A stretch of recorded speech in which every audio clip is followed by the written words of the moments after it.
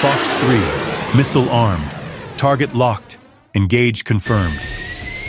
At 31,000 feet, the battered T-50 Raven cuts hard through blood-red skies, banking sharply between thin, misty clouds. Inside her cockpit, Eva's grip tightens on the shaking controls, knuckles white beneath worn gloves. The lead F-35 closes in swiftly, voice cold, precise. Grey Rock Control, this is Viper 1. Civilian aircraft not responding, initiating engagement sequence. Firing in 3, 2. Suddenly, the radio crackles. Sharp, urgent, unmistakably panicked. Abort mission. Repeat, abort. Do not fire. That's Echo Wraith. Instantly, fingers freeze mid-trigger. Breaths stop. The entire formation holds position, stunned, suspended high above Earth. Weapons hot but silent. Who or what is Echo Wraith? And how can a single name stop missiles in mid-air? Comment below where you're watching from, and subscribe now for the stories they never wanted you to hear. But to understand this moment, we must go back to where legends are born and forgotten. Eva Ramires sits at her battered desk in a forgotten Colorado hangar, staring at an envelope marked U.S. Air Force Personnel Records. At 44, she's spent 3 months waiting for this response, not asking for glory, just acknowledgement. A simple, yes, you were there.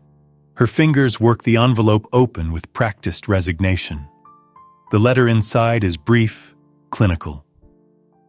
Dear Ms. Ramires, thank you for your service. However, certain missions never happened. We regret we cannot fulfill your request for official recognition. She lets the paper fall, watching it settle like snow. 20 years of service, she whispers to herself, reduced to 3 sentences, as if I never existed at all. The hangar around her tells a different story. Faded mission patches, unsigned medals, photographs of pilots who never came home. Once, Eva Ramires had been a legend, the first woman to lead Phantom Edge, the Air Force's elite forward operations squadron. Then came Operation Broken Halo, and everything changed. There's one place left where she still feels solid, still real. Eva reaches for her flight bag, pulling out civilian test permits and navigation charts. The route she's planned skirts restricted airspace, close enough to remember, far enough to stay legal. As she runs through her pre-flight checklist, doubt whispers, do legends disappear? Or do they just learn to fly in silence? At the civilian airfield, the morning ramp buzzes with activity. Young pilots cluster around newer aircraft, their laughter echoing off the tarmac like birdsong. They move with the easy confidence of those who've never known real fear, never felt the weight of lives hanging in the balance of their decisions. Eva keeps her head down as she signs the final clearance forms, her hands steady despite the tremor she feels in her chest.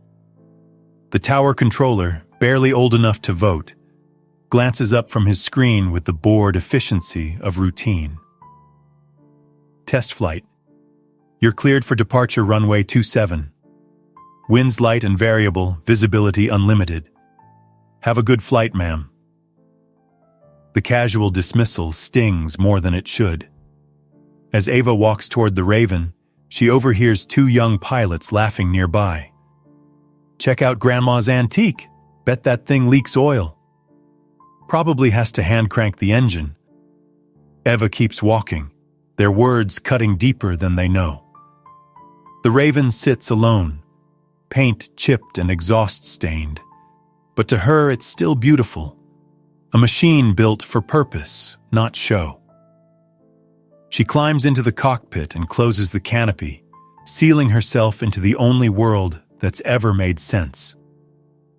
Here, surrounded by familiar instruments and the smell of aviation fuel, the judgments of others fade away. She flicks the battery switch, watching the old dials buzz to life, needles trembling with anticipation. The Raven's engine spools up with a sound like distant thunder, the whole airframe vibrating with barely contained power. Eva closes her eyes for a moment, feeling the pulse of the machine merge with her own heartbeat. Up here, she's not a ghost or a legend or a forgotten footnote in military history. She's simply a pilot, and that's enough. As the Raven rolls onto the runway, the tower controller's voice crackles through her headset. "Test flight. You are cleared for takeoff. Good luck, ma'am." This time, there's something different in his tone. Respect, perhaps, or recognition of something he can't quite name. Eva smiles, unseen behind her visor, and pushes the throttle forward. The old jet roars to life, nose lifting toward the endless blue, wheels leaving Earth behind. For the first time in years, Eva Ramires belongs to the sky again. The only place she's ever felt truly whole. At 27,000 feet, the world below becomes abstract, a patchwork of fields and highways that could be anywhere, anytime. The Raven cruises smoothly through thin air, every instrument in its proper place, every system humming with mechanical contentment. Eva settles into the familiar rhythm of high-altitude flight. Scan the instruments, check the heading, breathe deep, and let the sky work its ancient magic. The GPS display shows her position as a steady green dot, tracking along the approved corridor with military precision. She's filed this route carefully, staying well clear of restricted airspace, following regulations that have become second nature after decades of flying. The radio murmurs with routine traffic, airline pilots discussing weather, controllers vectoring aircraft through their assigned altitudes, the comfortable background noise of a sky at peace. But peace, Eva has learned, is always temporary. The first sign of trouble comes as a soft chime from the center console, followed by a yellow warning light that shouldn't be there. GPS integrity lost. The digital map flickers, her route wavering like a mirage, boundaries redrawing themselves without warning or explanation. Eva's hands tighten on the controls as she cross-references her position with analog charts, the old-fashioned way of navigation that younger pilots have forgotten. The Raven lurches as it meets an unexpected wind shear, and she compensates automatically, muscle memory guiding her through the turbulence. The radio crackles to life, the controller's voice sharp with authority. "Unidentified aircraft, this is Skyguard Control. You are approaching restricted airspace. Identify yourself and state your intentions immediately." Eva's breath catches in her throat. She double-checks her instruments, confirms her position against the paper charts. According to her flight plan, she should be well within the civilian corridor, miles from any military boundary. But the GPS failure has left her flying blind, and the shifting boundaries on her display suggest something far more serious than a simple equipment malfunction. "Skyguard Control. This is civilian test flight Sierra Tango 41, she responds, her voice steady despite the ice forming in her stomach. "I show my position as within approved airspace. Experiencing GPS malfunction. Request vectors to exit any restricted area."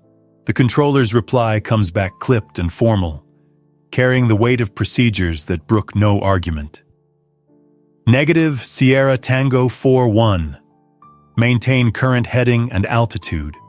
Prepare to be intercepted." The word intercepted hits Eva like a physical blow. She's heard it before, in briefings and training scenarios, but never directed at her own aircraft. The sky around her, moments ago peaceful and welcoming, suddenly feels like a trap closing around her wings. The distant roar reaches her ears before she sees them. 3 F-35 Lightning II fighters rising from the horizon like mechanical angels, their sleek forms cutting through the air with predatory grace. Sunlight glints off their composite skin as they assume an intercept formation, their advanced sensors already painting her ancient Raven with invisible beams of electromagnetic energy. Inside the lead F-35, Lieutenant Mason Hale grins behind his helmet visor, his voice carrying the casual arrogance of youth and superior firepower. Well, well, what do we have here? Looks like we've got ourselves an air show grandma today, boys and girls. Captain Jordan Park, flying left wing with the precision of someone who's earned her position through skill rather than swagger, keeps her tone professional despite the situation. Cut the chatter, Hale. Civilian aircraft can be dangerous if they're not what they seem.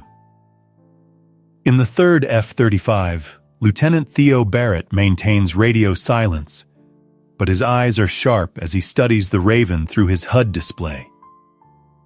Something about the way the old trainer moves through the air, the subtle corrections and micro-adjustments, speaks of a pilot who knows exactly what she's doing. Park keys her mic privately to Barrett. Echo Wraith is just a training story, right? Something they tell cadets. Barrett watches the Raven's subtle maneuvers, the micro-corrections that speak of real skill. Stories don't fly like that, Jordan. Stories don't slip firing solutions. The formation closes distance with mechanical precision, their targeting systems acquiring Eva's aircraft with the cold efficiency of modern warfare. She watches them approach through her canopy, these sleek predators that represent everything the Air Force has become: fast, lethal, and utterly without mercy. Test Flight Sierra Tango 41, comes the radio call. You are entering restricted military airspace. You will comply with intercept protocol. Descend to flight level 200 and prepare to follow vectors for escort to the nearest civilian airfield. Eva's fingers drum against the throttle, a nervous habit from her command days that she's never quite shaken.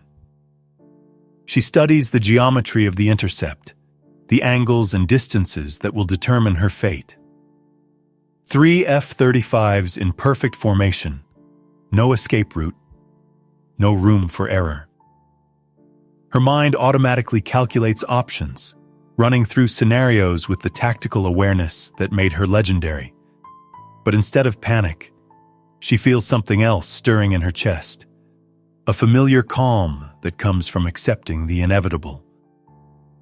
Sometimes you don't run from the fight. Sometimes you reshape it. Rather than comply immediately, Eva executes a gentle left turn, dropping her altitude by exactly 200 feet. Just enough to slip out of the lead F-35's optimal firing solution without appearing aggressive. The Raven responds to her touch like a living thing, its old airframe flowing through the maneuver with a grace that surprises even her. What the hell? Mason's voice crackles through the formation frequency. She just slipped my bracket. How did she? Reacquire target, Park orders, her own surprise carefully controlled. That wasn't random. She knows what she's doing. Barrett says nothing, but a flicker of respect crosses his face as he watches the Raven's pilot demonstrate skills that can't be taught in simulators. This isn't some weekend warrior who's wandered into the wrong airspace. This is someone who understands the deadly mathematics of aerial combat. Eva keys her mic, her voice carrying the quiet authority of someone who's been in command when it mattered most. Skyguard Control, this is Sierra Tango 41. I'm experiencing navigation difficulties due to equipment failure. Request immediate assistance to exit restricted airspace. But even as she speaks, her comm panel lights up with an incoming signal, a military scramble frequency that shouldn't be accessible to civilian aircraft. Her call sign appears on the F-35's displays, pulled from some deep database that most pilots don't even know exists. The letters glow green against the darkness of their cockpits. Echo Wraith. Park's voice goes very quiet. Echo Wraith? That can't be right. That's just a story. Mason's swagger evaporates like morning mist. Wait, did that say what I think it said? For a moment, the formation holds its position in stunned silence. 3 of the most advanced fighters in the world suddenly uncertain in the face of 2 simple words. In the Raven's cockpit, Eva allows herself a small smile. Some names, it seems, carry more weight than missiles.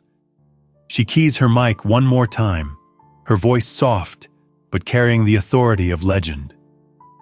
Grey Rock Control. This is Echo Wraith, standing by. The sky holds its breath, waiting for someone to remember what those words really mean. The silence stretches across the radio frequencies like a held breath, broken only by the steady thrum of jet engines and the whisper of wind across composite wings. In the lead F-35, Mason Hale's hand hovers over his weapons controls, suddenly uncertain in a way that his training never prepared him for. Echo Wraith, he whispers, the words carrying the weight of mess hall legends and late-night stories told by instructors who claimed to have known someone who knew someone who was there.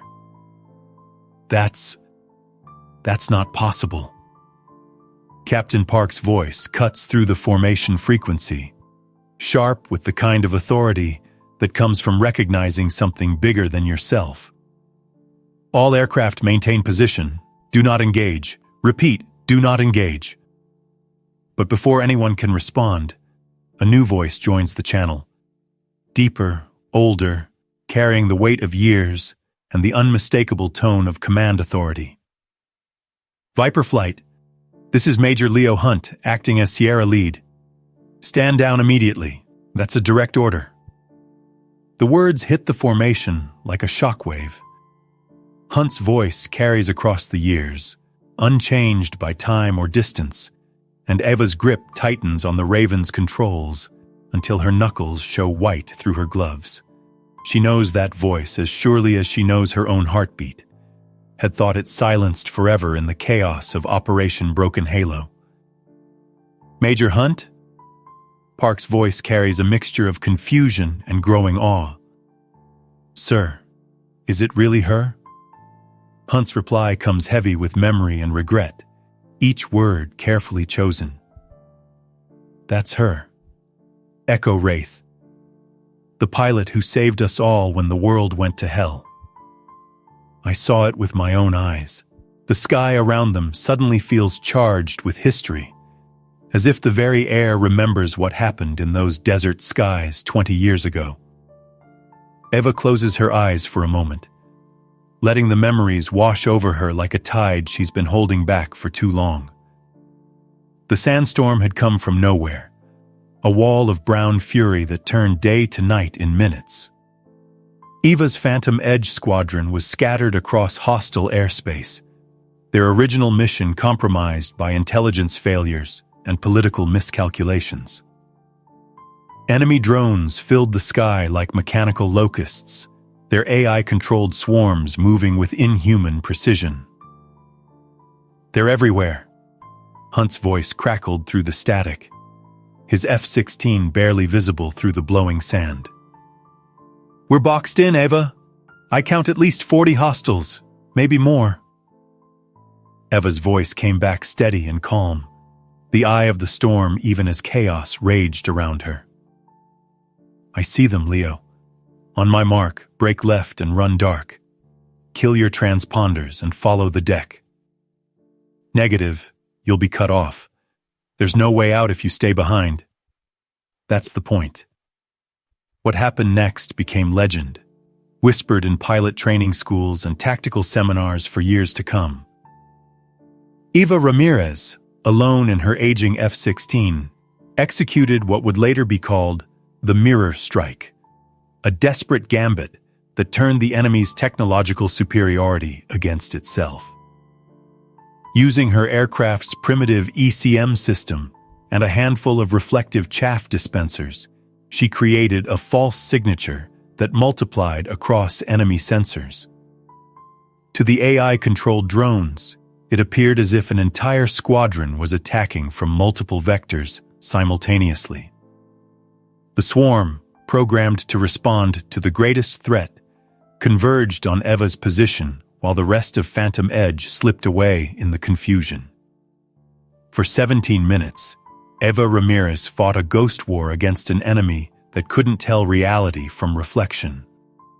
By the time the sandstorm cleared and the drones realized their mistake, Phantom Edge was gone, all except for the pilot who had saved them. Eva's F-16 was found 3 days later, buried in sand with its pilot unconscious but alive. Hunt's voice breaks through the present, heavy with 20 years of guilt. I watched her disappear into that sandstorm, knew she wasn't coming back. We all did. But she saved us. Every single one of us. Made them think we were everywhere and nowhere at once. When they told us she was gone, that the mission never happened. His voice cracks. I've carried that guilt for 20 years. She saved 24 pilots that day. Maybe more. Eva's reply comes soft but clear, carrying 20 years of silence and the weight of a war that officially never happened. Some ghosts don't rest, Lieutenant. They adapt. The radio crackles as more voices join the frequency.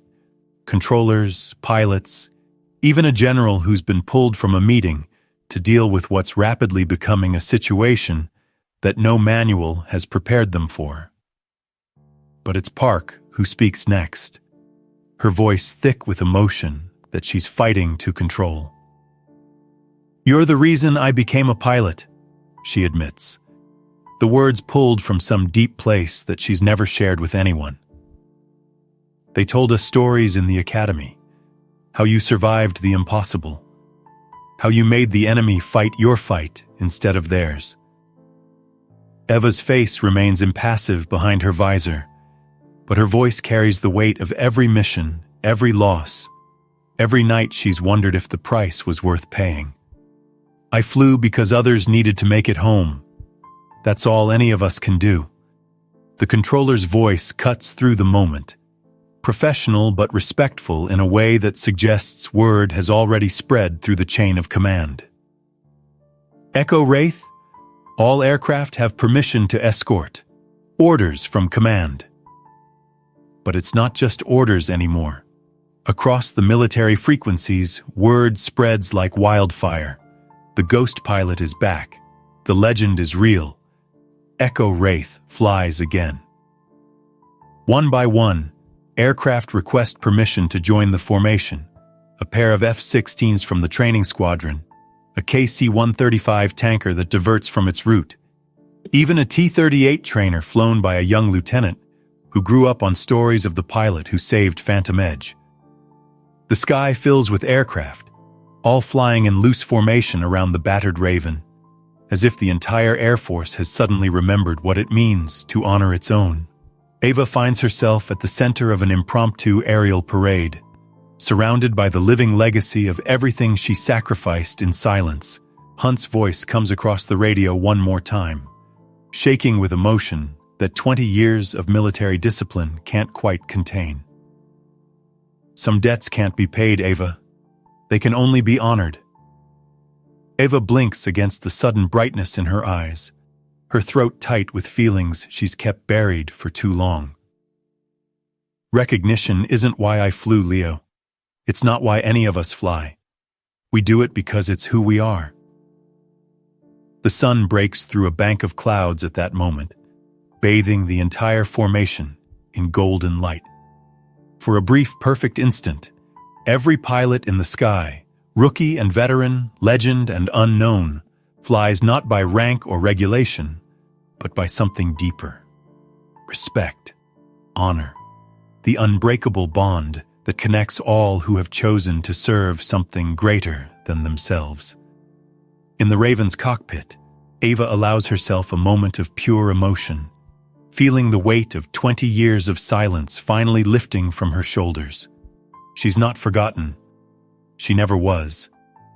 The sky remembers everything, and sometimes, if you're patient enough, it gives back what you thought was lost forever.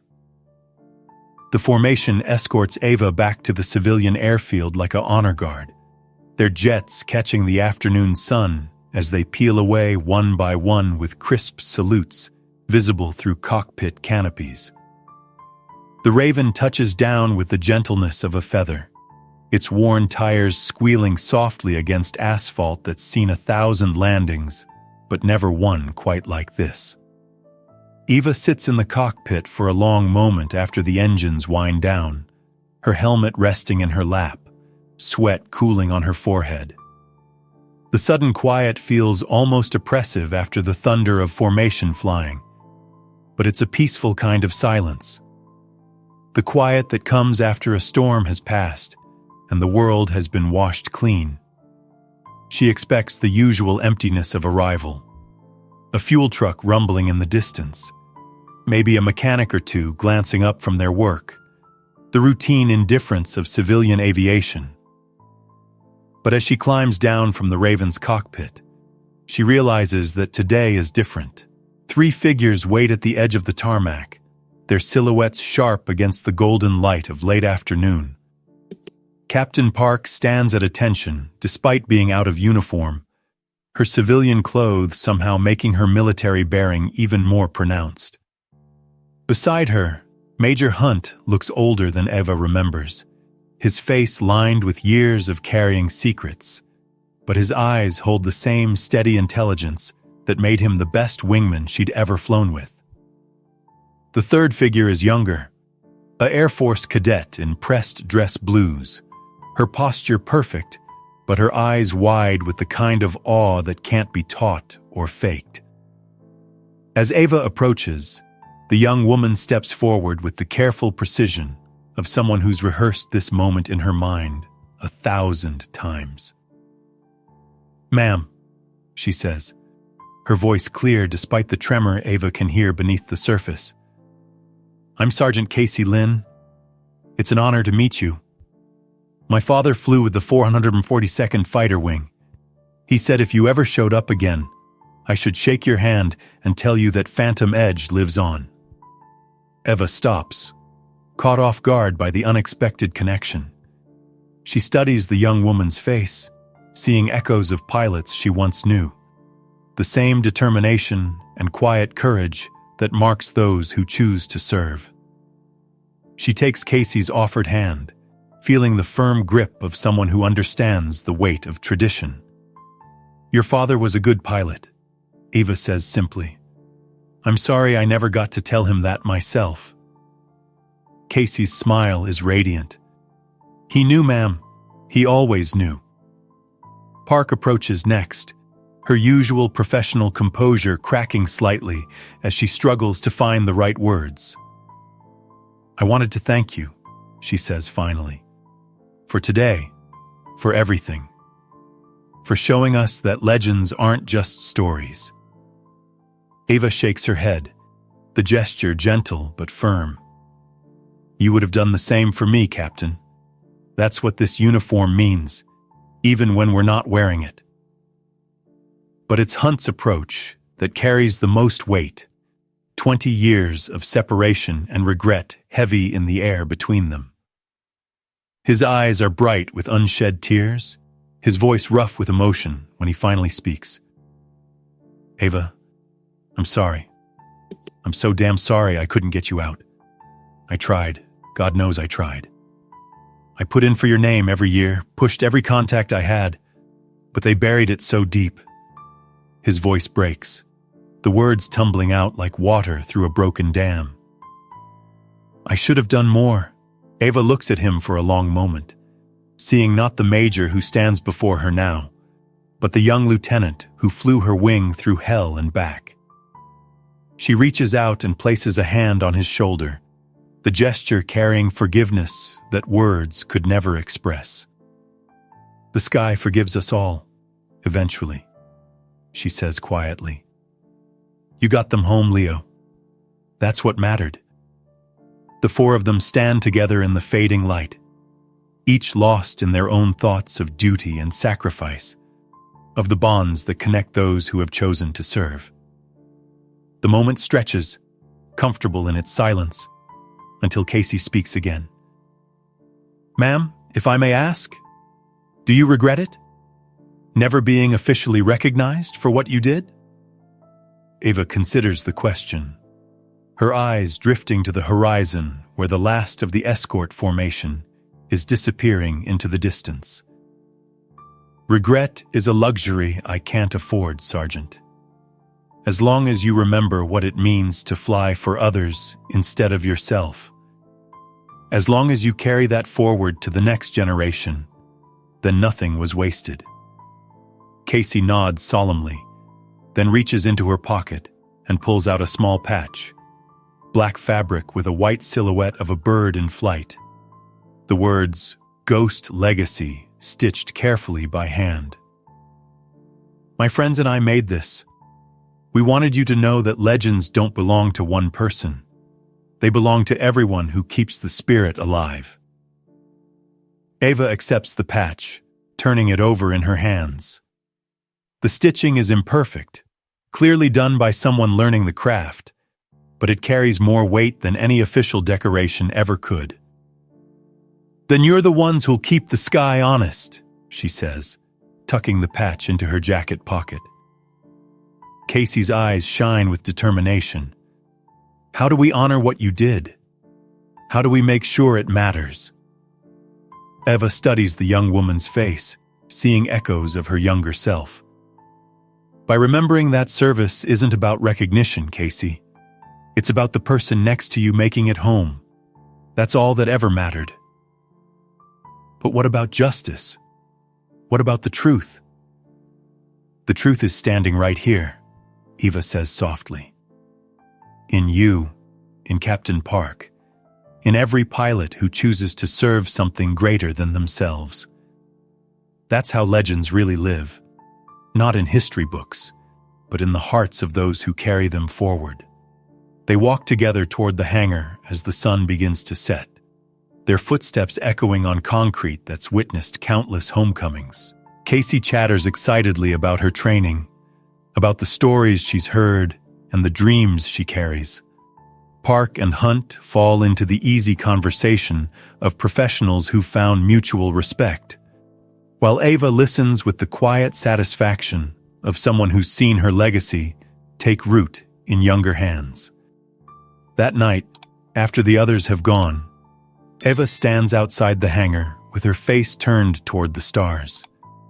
The airfield is quiet, engines gone silent, but in the distance she can hear the faint static of old radios, the eternal chatter of pilots and controllers maintaining their watch over the sky. For the first time in 20 years, the voices she hears aren't just the ghosts of fallen friends, but the living sounds of those who carry on. Park's steady professionalism, Hunt's hard-won wisdom, Casey's bright enthusiasm for the challenges ahead. Each voice shaped, in some small way, by the choices Eva made in a desert sandstorm 2 decades ago. She breathes deep, letting the cool mountain air fill her lungs, and feels something she'd almost forgotten: hope. Not for recognition or reward, but for the simple knowledge that the sacrifices made in silence weren't wasted, that the sky remembers everything and sometimes, if you're patient enough, gives back what you thought was lost forever. Somewhere far above, a jet traces a lonely path across the stars, its navigation lights blinking in the eternal rhythm of safe passage.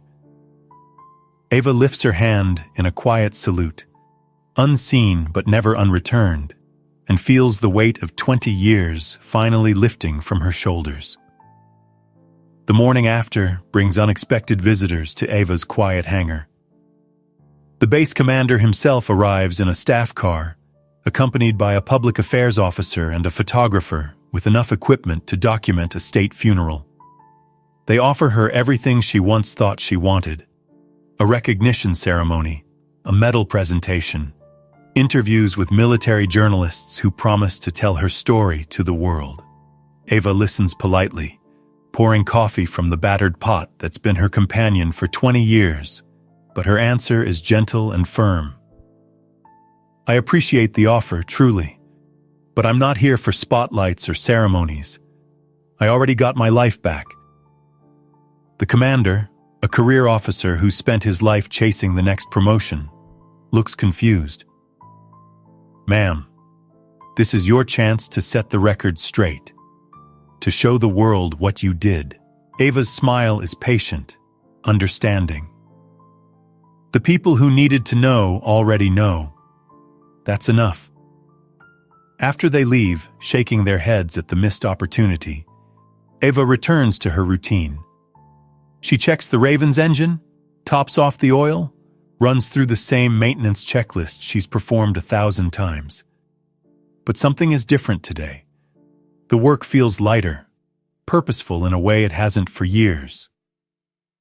She's hanging up her flight jacket when she notices something that makes her pause. There, on the worn leather shoulder, someone has carefully sewn a new patch. Black fabric with a white bird in flight. But this one is different from Casey's handmade gift. The stitching is precise, professional, and the words read Wraith 2 in silver thread. A folded note falls from the jacket pocket. For the pilot who taught us that the sky remembers everything and that some debts can only be paid forward. With gratitude and respect, Casey, Jordan, Leo, and all who fly in your shadow.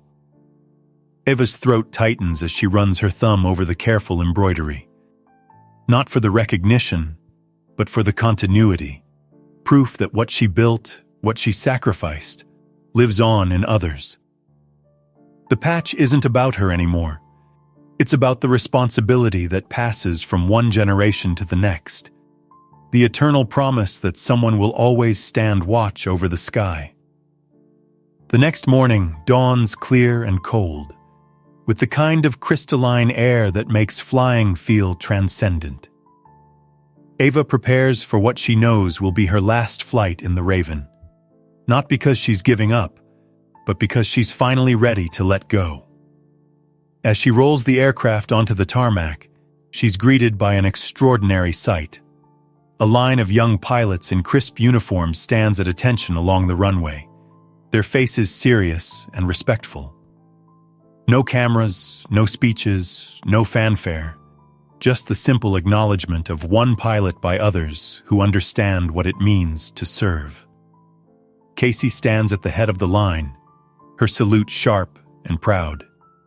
Behind her, Park and Hunt maintain their own positions, older faces among the young, bridges between past and future. As Eva taxis past, each pilot renders honors in their own way. Some salute, others simply nod, all of them recognizing something larger than themselves.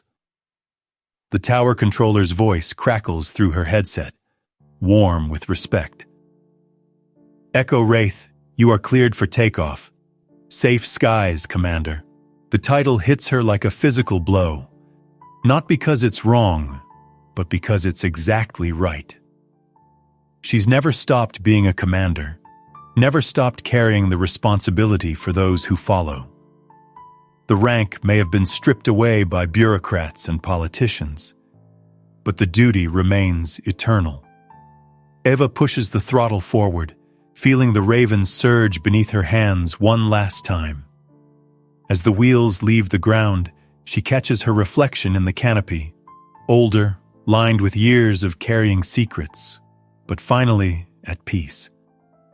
The mountain peaks fall away below, and the sky opens before her like a promise. At 5,000 feet, she levels off and looks down to see something that takes her breath away. A loose formation of training aircraft has risen to join her. T-38s and T-6s flown by student pilots who've heard the stories and want to be part of the legend. They maintain a respectful distance, their young faces visible through cockpit glass, each one carrying forward the tradition of service that Eva has helped to shape.